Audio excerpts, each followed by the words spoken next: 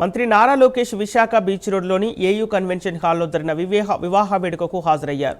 Airport నుంచి కాన్వాయ్లో నేరుగా convention హాల్కు చేరుకున్న మంత్రి వధూవరులను ఆశీర్వదించారు. లోకేష్ రాక సందర్భంగా ఎయిర్పోర్ట్ కార్మికులు భారీగా చేరుకొని ప్లకార్డులతో నినాదాలు చేశారు. పోలీసులు ముందస్తు జాగ్రత్తలు చేపట్టి కార్మికులను లోపలికి వెళ్లకుండా నియంత్రించారు. అయితే కార్మికుల తరపున 3 ప్రతినిధులను లోపలికి పంపించి మంత్రితో మాట్లాడే అవకాశం కల్పించారు.